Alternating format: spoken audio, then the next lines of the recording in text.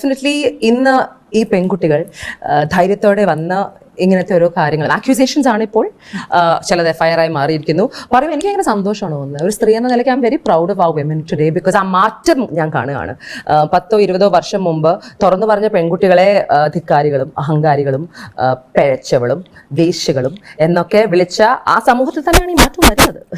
അപ്പം especially from N industry like the film industry. So ഇപ്പം WCC എന്ന് പറഞ്ഞ വിമൻസ് കളക്റ്റീവിലെ ആ സ്ത്രീകൾ അവർ ആ ഒരു ആശയം ഉന്നയിച്ച സമയം അതിനെ എന്തോരം നമ്മൾ തെറി പറഞ്ഞു, ആൾക്കാർ തെറി പറഞ്ഞു. ഇപ്പൊ അതേ ആൾക്കാർ തന്നെ അത് മാറ്റി പറയാനുള്ള ഒരു അവസ്ഥ അവർ തന്നെ ക്രിയേറ്റ് ചെയ്തിരിക്കുകയാണ് അല്ലെ, ഹേമ കമ്മിറ്റി റിപ്പോർട്ടിന്റെ ഒരു റിലീസോട് കൂടി. ആൻഡ് ഇപ്പം ചുറ്റും നടക്കുന്ന ഒരു കോളിലൊക്കെ കാണുമ്പോൾ ഒരു രീതിയിൽ ഒരു സ്ത്രീ എന്ന നിലയ്ക്ക് I M feeling very sad that ഇതൊക്കെ നടക്കുന്നുണ്ട്. പക്ഷെ ഐ എം നോട്ട് ഷോക്ക്ഡ്. ഒരു ഷോക്കും ഇല്ല. ഇതൊക്കെ ഇന്നും സംഭവിക്കുന്നുണ്ട്, ഇന്നലെയും സംഭവിക്കുന്നുണ്ട്, നാളെ സംഭവിക്കാതിരിക്കട്ടെ എന്നതാണ് നമ്മളുടെ എല്ലാവരുടെയും ഒരു hope. So like everybody said, ഈ ഒരു ഇൻഡസ്ട്രിയുടെ അടുത്ത് പ്രവർത്തിക്കുന്ന ഒരാളാണ് ഞാൻ. ഒരു സിനിമാക്കാരി അല്ല ഞാൻ. നമുക്ക് ഇതിലൊന്നും അംഗവുമില്ല, അമ്മയിലുമില്ല, WCCയിലുമില്ല. ഞാൻ വന്നത് ഒരു മോഡലിംഗ് ഇൻഡസ്ട്രിയിൽ നിന്നാണ്. അതിനുശേഷം ഞാനൊരു ആങ്കറിങ് ഇതിലേക്ക് കടന്നു, ടെലിവിഷനിൽ വന്നു, TV-യിൽ പോപ്പുലർ ആയതിനു ശേഷം സിനിമയിലും തല കാണിക്കാനുള്ള അവസരങ്ങൾ എനിക്ക് ലഭിച്ചിട്ടുണ്ട്. അപ്പോൾ ഇതാണ് എൻ്റെ ഒരു ബാക്ക്ഗ്രൗണ്ട്. പക്ഷേ എന്ന് പറഞ്ഞാൽ പോലും ഇവരിൽ പലരും ആയിട്ട് വളരെ അടുപ്പവുമുണ്ട്, അടുത്ത് പ്രവർത്തിച്ചിട്ടുണ്ട്.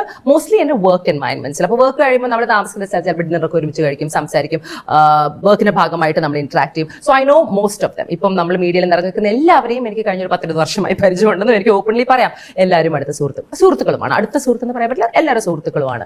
സോ ഈ കഥകൾ അല്ലെങ്കിൽ ഈ ആക്യൂസേഷൻസ് മുന്നിലേക്ക് വരുമ്പം ഞാൻ മാത്രമല്ല, ഈ ഇൻഡസ്ട്രിയിൽ അടുത്ത് പ്രവർത്തിക്കുന്നവരും അവരുടെ വീട്ടുകാരും അവരുടെ വണ്ടി ഓടിക്കുന്നവരും വീട്ടിൽ ജോലി ചെയ്യുന്നവരും ആരുടെ ചോദിച്ചാലും ഈ കഥകൾ ഞങ്ങൾ എല്ലാവരും കേട്ടിട്ടുണ്ട്.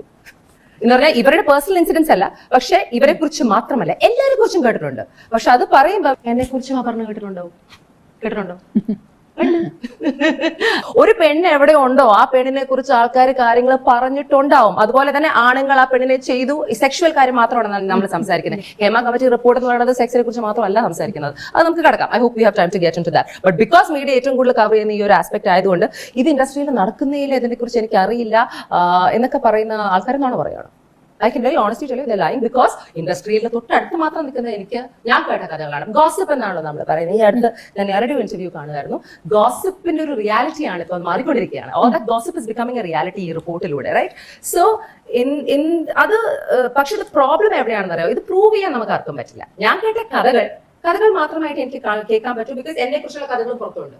അപ്പൊ ഇതിൽ ഏതാണ് സത്യം ഏതാണ് തെറ്റെന്ന് നമ്മൾ എപ്പോഴാണ് അറിയാം? നമുക്ക് പേഴ്സണലി ഒരു അനുഭവം വരുമ്പോൾ മാത്രമാണ് നമുക്കത്, അല്ലെങ്കിൽ നമ്മളത് വിറ്റ്നസ് ചെയ്യുമ്പോൾ മാത്രമാണ് നമുക്കത് പ്രൂവ് ചെയ്യാൻ പറ്റുക. സോ എന്റെ പേഴ്സണൽ എക്സ്പീരിയൻസിൽ ഒരു സ്ത്രീ എന്ന നിലയ്ക്ക് നമുക്ക് എല്ലാ മേഖലകളിലും, വീട്ടിൽ നിന്നായാലും കൂട്ടുകാരിൽ നിന്നായാലും സ്കൂളിൽ നിന്നായാലും കോളേജിൽ നിന്നായാലും റൂട്ടിൽ നടക്കുവാണെങ്കിലും ബസ്സിൽ പോവുകയാണെങ്കിലും വർക്ക് ചെയ്യുന്ന മേഖലയിലായാലും ചെറിയ രീതിയിൽ, വലിയ രീതിയിൽ എനിക്ക് അനുഭവം വന്നിട്ടില്ല. ബിക്കോസ് ഞാൻ വളരെ പ്രതികരിക്കുന്ന ഒരാളാണെന്ന് എല്ലാവർക്കും അറിയാവുന്നതുകൊണ്ട് ഞാൻ വന്നപ്പോൾ തന്നെ ഒച്ചയമ്പളം ഉണ്ടാക്കിയിട്ടാണ് വന്നത്.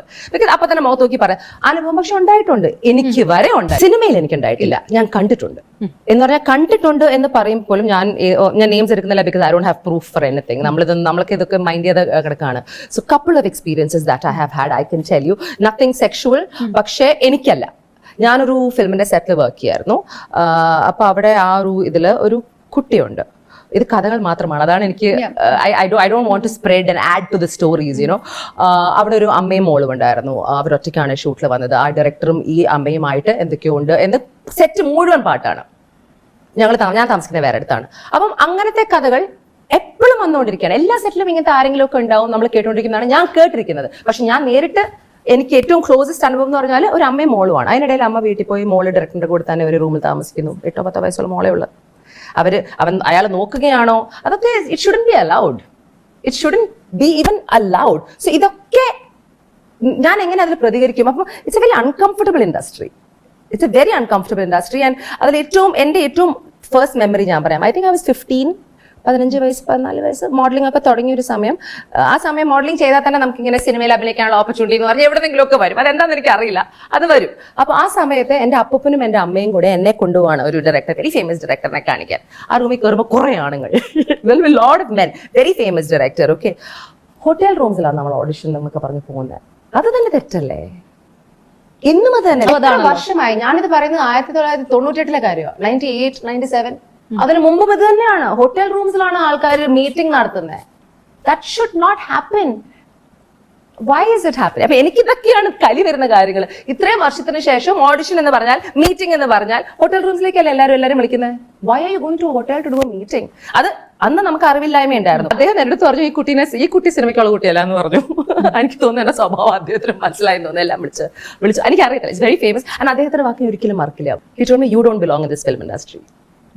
And which I thought was very nice. And then I remember അമ്മ അടുത്ത് പറയുന്ന, അമ്മ എനിക്ക് ഇങ്ങനെ ഓരോ ഹോട്ടൽ റൂംസിൽ ഡയറക്ടറിനെ കാണണം, പ്രൊഡ്യൂസറിനെ കാണണം എന്ന് പറയാൻ എനിക്ക് ഇഷ്ടമായിട്ടില്ല. I don't like the feeling because I don't know how to explain it. നമ്മൾ ചെറുപ്പത്തിൽ നമ്മൾ അങ്ങനത്തെ ഒരു സിറ്റുവേഷനിൽ പോകുമ്പോൾ നമ്മൾ അൺകംഫർട്ടബിൾ ആവും. As a woman you feel uncomfortable, especially because sexuality form ആവാത്തൊരു പ്രായം കൂടിയായിരുന്നു ഞാൻ. ഭയങ്കര ഡോണ്ടിങ് ആണ് നമുക്ക്. അപ്പം അതാണ് ഇന്നും അത് എന്റെ അമ്മയും എന്റെ അപ്പനും എന്റെ കൂടെ ഉണ്ടായിരുന്നു. അവരാണ് എന്നെ കൊണ്ടുപോകുന്നത്. അവർ വളരെ ശുദ്ധമായ മനസ്സിൽ കൊണ്ടുപോയതായിരിക്കും. മോൾക്ക് ക്രിയേറ്റീവ് ഇൻഡസ്ട്രിയാണ്, ഞാൻ ഡാൻസ് ചെയ്യും, ഞാൻ പാട്ട് പാടും, സിനിമ എന്ന് പറഞ്ഞൊരു ഭ്രമം എല്ലാവർക്കും ഉണ്ടല്ലോ.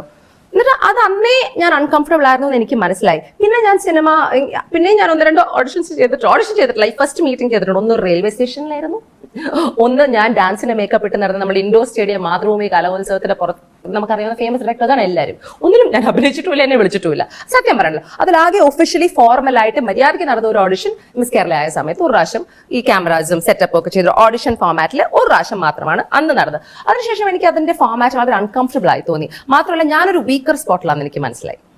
യു ജസ്റ്റ് ഫീൽ അങ്ങനെ കയറി ചെന്ന് കുറെ ആൾക്കാർ സംസാരിക്കാൻ എനിക്ക് വേണ്ട. അപ്പോഴേക്കും ഞാൻ ആങ്കറിംഗിലേക്ക് കിടന്നു, പതുക്കെ മാറി സിനിമയിൽ വന്നു. പിന്നെ ഞാൻ സിനിമയിലേക്ക് വരുന്നത് ആങ്കറിംഗ് ചെയ്ത രഞ്ജിനി ഹരിദാസിന്റെ പ്രിവിലേജ് ആയിട്ടാണ്. പിന്നെ എനിക്ക് I don't have any problems. അപ്പൊ ഞാൻ ഒരു കോൺട്രാക്ട് എപ്പോഴും ഉണ്ടാവും. I have always enjoyed that. പക്ഷെ അപ്പം ഞാൻ പ്രിവിലേജ്ഡ് ആണ്. ഇപ്പം നമ്മൾ ഓൺലൈനിൽ കാണുന്നത് ഇപ്പം ഏറ്റവും വലിയ പ്രശ്നം എന്താണെന്ന് അറിയോ? ഒരു സ്ഥലത്ത് ന്യൂസ് ചാനൽസിലെ ന്യൂസ് വരുന്നുണ്ട്, രണ്ടാം സ്ഥലത്ത് ഓൺലൈനിൽ കുറെ ന്യൂസ് വരുന്നുണ്ട്. അത് ചില സമയത്ത് ഇപ്പുറത്തേക്ക് വരുന്നു, എല്ലാം കൺഫ്യൂഷൻ ആയിട്ട് കിടക്കാണ്. ബിക്കോസ് അത്രയും അധികം സാധനങ്ങളാണ് പുറത്തേക്ക് വന്നുകൊണ്ടിരിക്കുന്നത്. എനിക്ക് തോന്നുന്നത് ലൈക്ക് WCC ഹാസ് സെഡ്, നമ്മളുടെ ഫോക്കസ് ഒന്ന് ഷിഫ്റ്റ് ആവുന്നുണ്ടെന്ന് എനിക്ക് തോന്നുന്നുണ്ട്. ഇപ്പം എല്ലാവരും ഹേമ കമ്മിറ്റി റിപ്പോർട്ട് വന്നുകൊണ്ടാണ് എല്ലാവരും ഇപ്പം ചൂടുപിടിച്ചിരിക്കുന്നത്. ഹേമ കമ്മിറ്റി റിപ്പോർട്ട് എന്റെ ഏറ്റവും വലിയ problems I would like to tell you what my problem. ഒന്ന്, എന്തുകൊണ്ട് 4.5 വർഷം കഴിഞ്ഞിട്ടാണ് ഈ റിപ്പോർട്ട് വരുന്നത്? അതിന് മാറ്റങ്ങളൊന്നും വന്നിട്ടില്ലല്ലോ, റിപ്പോർട്ട് അത് തന്നെയല്ലേ. 4.5 വർഷം മുമ്പും ഇതേ റിപ്പോർട്ട് വരായിരുന്നു. So I feel the government is responsible to answer to that.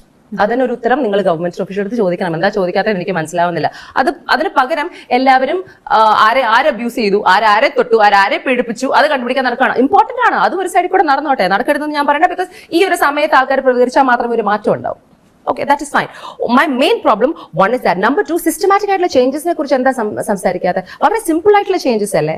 Like for example ICC എന്ന് പറഞ്ഞൊരു സാധനം, ഇന്റേണൽ കംപ്ലയിൻസ് കമ്മിറ്റി അല്ലെ, IC എന്ന് പറഞ്ഞൊരു കമ്മിറ്റി എല്ലാ സിനിമാ സെറ്റിലും ഉണ്ടാക്കിയ ശേഷം അതിന്റെ ഒരു പാസ് സർട്ടിഫിക്കറ്റ് കിട്ടിയാൽ മാത്രം സെൻട്രൽ ഈ സെൻസർഷിപ്പ് പാസ് ചെയ്യണം. Make them responsible. ഇതും ഞാൻ WCCയുടെ റെക്കമെൻഡേഷൻ ആയിട്ടാണ് ഞാനിത് വായിച്ചതോ കണ്ടതോ എവിടെ. ഇങ്ങനത്തെ കാര്യം കൂടി നമ്മുടെ സൈഡിൽ കൂടെ ചർച്ച ചെയ്യണം എന്ന് എനിക്ക് തോന്നുന്നു. ബിക്കോസ് നമ്മൾ ഇത്രയും ഒച്ചയും ബഹളമൊക്കെ ഉണ്ടാക്കി പിന്നെ ഇത് മങ്ങിപ്പോരുത്. ഇതാണ് നടക്കുന്നത് എപ്പോഴും. ഇപ്പൊ തമിഴ്നാട്ടിൽ നടന്ന മീ ടു ക്യാമ്പയിൻ ഇപ്പൊ എന്താ അവസ്ഥ? I don't understand why. ഇപ്പൊ മീഡിയക്ക് ഇപ്പൊ ഭയങ്കര പവർഫുൾ ആയിട്ടുള്ള ഒരു പൊസിഷനിലാണ് മീഡിയ ഇരിക്കുന്നത്. ബിക്കോസ് നിങ്ങൾ ഇപ്പോൾ കുറച്ചുകൂടെ അവെയർ ആണ്, പണ്ടത്തെ പോലെയല്ല അല്ലെ. You are also involve in the process. മീഡിയക്ക് വരാൻ പറ്റുന്ന ഏറ്റവും വലിയ കോൺട്രിബ്യൂഷൻ എന്ന് പറഞ്ഞാൽ ഇത് നടപ്പിലാക്കുക. ഞാൻ ഈ ഇൻഡസ്ട്രിയുടെ അടുത്ത് നിൽക്കുന്നതുകൊണ്ടാണോ എനിക്ക് തോന്നാത്തതെന്ന് എനിക്കറിയില്ല. പക്ഷെ നമ്മൾ സാധാരണക്കാരുടെ അടുത്ത് പോകുമ്പോൾ പോലും അവർ എന്ന് പറഞ്ഞിട്ട് പറയുന്ന കമന്റ് നമ്മളൊക്കെ കേട്ടിട്ടുണ്ട്. അവർ സത്യമോ അല്ലയോ എന്ന് നമുക്കറിയില്ല. നമ്മളെല്ലാവരും, ഞാൻ പറഞ്ഞില്ല, എന്നെ കുറിച്ച് പോലും ആൾക്കാർ പറയുന്നുണ്ട്. അതിപ്പം ലൈക്ക് സെക്ഷുവൽ ഫേവേഴ്സ് നൽകുന്നു കാശിന് വേണ്ടി എന്നൊക്കെ നമ്മൾ എല്ലാവരും കേട്ടിട്ടുണ്ട്. So what I M saying is, ഇങ്ങനത്തെ ഇത് ഷോക്കിംഗ് ആണോ എന്ന് അറിയില്ല. ഇൻഡസ്ട്രിയിലുള്ള ആൾക്കാർക്ക് ഷോക്കിംഗ് അല്ല, ഇനി പബ്ലിക്കിന് ചിലപ്പോൾ ഷോക്കിംഗ് ആയിരിക്കാം. ബിക്കോസ് ഇത്രയും ഇങ്ങനെ വന്നുകൊണ്ടിരിക്കുകയാണ് അല്ലെ, ഒരാൾക്ക് അഗേൻസ്റ്റ് മൾട്ടിപ്പിൾ ആയിട്ടുള്ള കാര്യങ്ങൾ വന്നുകൊണ്ടിരിക്കുകയാണ്. അപ്പൊ ഡെഫിനറ്റ്ലി അങ്ങനത്തെ കാര്യങ്ങൾ വരുമ്പോൾ ഇപ്പൊ ഈ വന്നിരിക്കുന്ന എല്ലാ ആൾക്കാരും എനിക്ക് വളരെ അടുത്തറിയാവുന്ന ആൾക്കാരാണ്. ഇപ്പൊ ഒരു സിദ്ദിഖേട്ടനാണെങ്കിലും, ഞാൻ പേരെടുത്ത് പറഞ്ഞാൽ കുഴപ്പമില്ല, ഓൾറെഡി ഔട്ട് ദേ. സിദ്ദിഖേട്ടനാണെങ്കിലും മുകേഷേട്ടനാണെങ്കിലും മണിപുര രാജേട്ടനാണെങ്കിലും ബാബുരാജന്റെ ഫസ്റ്റ് എന്റെ മെയിൻ സിനിമയിലെ എന്റെ നടനായിരുന്നു, കോ സ്റ്റാർ ആയിരുന്നു. ഇവരൊക്കെ എനിക്ക് നല്ല പരിചയമുണ്ട്. കഴിഞ്ഞ 10-20 വർഷമായിട്ട് എന്റെ കൂടെ ഇവർ ആരും മോശമായിട്ട് പെരുമാറിയിട്ടില്ല. പക്ഷെ അവരുടെ അഗേൻസ്റ്റ് ആണ് ഈ ആൽഗേഷൻ വന്നിരിക്കുന്നത്. അപ്പൊ അങ്ങനെ പറയുമ്പം യു ആർ കൺഫ്യൂസ്ഡ്. എന്തുകൊണ്ട് എനിക്ക് അനുഭവമില്ല, എന്തുകൊണ്ട് ഈ സ്ത്രീകൾക്ക് ഈ അനുഭവമുണ്ട്? പക്ഷെ ഈ സ്ത്രീകൾക്ക് ഇങ്ങനത്തെ ഒരു ഇൻസിഡന്റ് ഇപ്പൊ കുറെ പേര് ഇതേ സമയത്ത് കുറെ പേര് പറയുന്നുണ്ട്, ഈ വരുന്ന സ്ത്രീകൾ എന്തുകൊണ്ട് നോ പറഞ്ഞുകൂടെ? ഇപ്പൊ ഞങ്ങളൊക്കെ നോ പറയുന്നു എന്നാണല്ലോ ഞങ്ങൾ തന്നെ പറയുന്നത്. ഞങ്ങൾ നോ പറയുന്നത് ഞങ്ങൾക്ക് പ്രശ്നമില്ല. That is another very important thing that you have to look at. ഈ നോ എന്ന് പറയുന്നത് എല്ലാവർക്കും പറയാൻ പറ്റില്ല, എല്ലാവർക്കും പറയാൻ പറ്റില്ല. ബിക്കോസ് അവരുടെ സാഹചര്യം എന്താണെന്ന് നമ്മൾ അറിയുന്നില്ല. പക്ഷെ അതിനെ ചോദ്യം ചെയ്യലല്ല നമ്മളിപ്പോ ചെയ്യേണ്ടത്, ആണോ? I don't think we should question those things right now. Right now, അത് മൾട്ടിപ്പിൾ ആയിട്ടുള്ള കംപ്ലയിൻസ് ഓരോ ആൾക്കാരെയും കുറിച്ച് വരുമ്പോൾ അത് ഡെഫിനറ്റ്ലി അതിനെ മാനിക്കണം. എനിക്കൊരു ഒബ്സർവേഷൻ ഉള്ളത് എന്താണെന്ന് വെച്ചാൽ ഈ ഹേമ കമ്മിറ്റി റിപ്പോർട്ടിൽ ഏതോ 50 പേജ് അവർ റിലീസ് ചെയ്തിട്ടില്ല, അതിലാണ് ഏറ്റവും ഇമ്പോർട്ടന്റ് ആയ പേരുകൾ ഉള്ളത് എന്നാണല്ലോ പറയുന്നത്. ആ പേരുകൾ മാറാൻ പോകുന്നില്ല. അതിന് എഗൻസ്റ്റ് എന്തെങ്കിലും ഒരു വോട്ട് യു കോൾ ഒരു ഇവർ ചെയ്യണ്ടേ, ഗവൺമെന്റ് എന്തെങ്കിലും ചെയ്യണ്ടേ? ആ റിപ്പോർട്ടിൽ ഒരു സ്റ്റഡിയിൽ അവർ ഇതൊക്കെയാണ് എന്ന് പറയുന്നു. ആ റിപ്പോർട്ട് ആൾക്കാർക്ക് പബ്ലിക്കിൽ പ്രശ്നം ഉണ്ടാവണ്ട എന്ന് പറഞ്ഞ് അവർ 50 പേജ് റിലീസ് ചെയ്യാതിരിക്കുന്നു. അത് റിലീസ് ചെയ്യണം എന്ന അഭിപ്രായക്കാർ.